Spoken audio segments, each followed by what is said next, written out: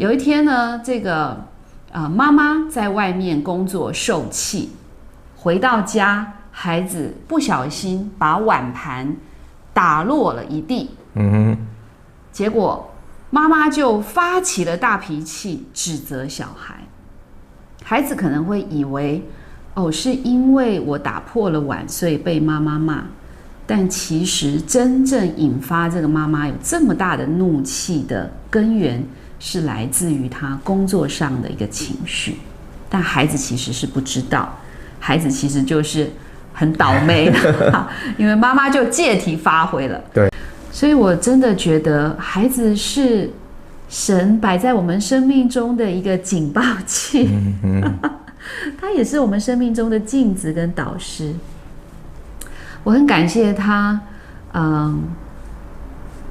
在那个事件发生的当下，他没有立刻的跟我冲起来，然后他还问我是不是有发生什么事情。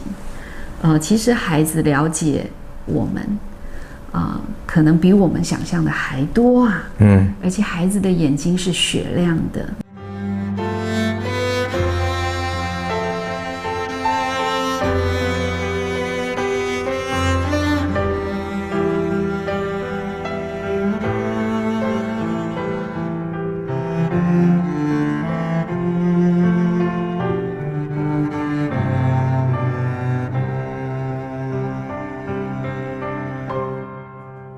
欢迎收看老赵爱音乐，触动新乐章，感动新力量。我是雅文，我是赵成，老赵的赵。今天想跟大家分享的这个故事呢，就是孩子好像是我们生命中的一面镜子。孩子其实是我们生命中非常好的导师，而且这个导师随时就在我们的身边，会出现。那为什么我会有这个体会？我不晓得赵成你会不会觉得，其实上帝常使用孩子在对我们说话。是啊，其实我觉得有一个观念呢，特别是我们成为爸爸妈妈，有时候我们沿袭上一代啊，我不晓得各位的父母是怎样，但是在我们这个年岁的父母，其实我们都是要怎么遵命的，对吧？就大概就是唯命是从，唯命是从。孩子是你生的，他就要贯彻你所有的一切。但是我觉得我们重新去省思，原来父母是要学习的。因为你如果说只要你孩子听你的话，其实我们不会进步。对。说真的，我觉得我跟赵成成为父母。从永金生下来的那一刻一直到现在31年中间，我们每天都因为孩子的成长跟改变而不断的要学习自我调整跟成长。那我今天想要讲的这个故事跟老三美恩有关。有一次呢，我在电台做节目的时候，因为他没有课，所以他就说他想要跟妈妈一起去工作我就把他带到电台的录音室。那我自己呢就在做节目，他就安静的在旁边。没想到这中间我所在节目中分享的每一个细节，他都听进去了。那一天我讲的一件事情就是，有的时候我们的情绪是很容易乱投射的。然后看起来是我们有一件事情我们发怒，但其实常常背后是有另外一个原因，却是旁边的人看不到。那天我在电台里面讲的一件事情就是说，有一天呢，妈妈在外面工作受气，回到家，孩子不小心把碗盘打落了一地。结果妈妈就发起了大脾气，指责小孩。孩子可能会以为，是因为我打破了碗，所以被妈妈骂。但其实真正引发这个妈妈有这么大的怒气的根源，是来自于她工作上的一个情绪。但孩子其实是不知道，孩子其实就是很倒霉的，因为妈妈就借题发挥了。对。我就在电台这个录制节目的时候，我就讲了这件事情。然后那一天呢，赵成你可能不知道，我们那天晚上我们就去大卖场采购。我们家的孩子都很喜欢跟我们去大卖场，我们家人很多，每次都买很多东西。就那一天呢，我们家的老三就拿了一整袋的巧克力，就放进了购物车。结账的时候呢，我就把东西一样一样拿出来，才发现原来美恩她拿了一大盒的一整组的巧克力。我当下就非常的大声跟她说：“你为什么要买巧克力？”哦，好，然后这个声音还要放大5倍，在卖场的时候。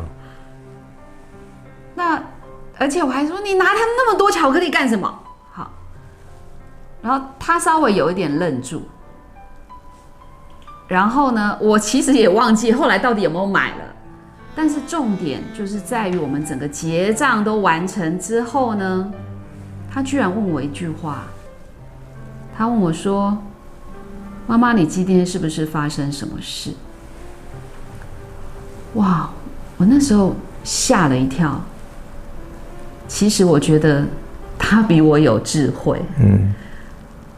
那当他这样问我的时候啊，我就脑袋场景就跳回早上的录音室。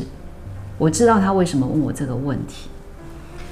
那我那时候才安静下来想，我到底是因为什么事情，让我有这么大的一个情绪在。当然。我那时候有告诉他说：“哦，妈妈觉得吃太多巧克力对你并不好。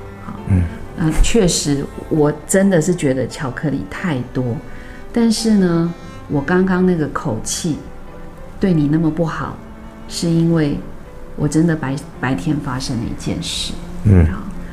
那我跟他道歉，然后我也谢谢他提醒我。”所以我真的觉得孩子是神摆在我们生命中的一个警报器，他也是我们生命中的镜子跟导师。我很感谢他，在那个事件发生的当下，他没有立刻的跟我冲起来，然后他还问我是不是有发生什么事情。其实孩子了解我们。可能比我们想象的还多啊！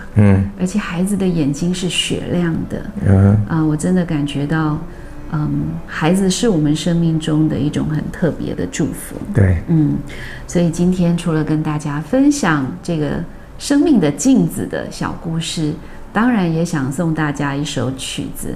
所以今天要送给大家的这一首曲子是《每当我瞻仰你》。希望你喜欢这首音乐，也喜欢今天的故事。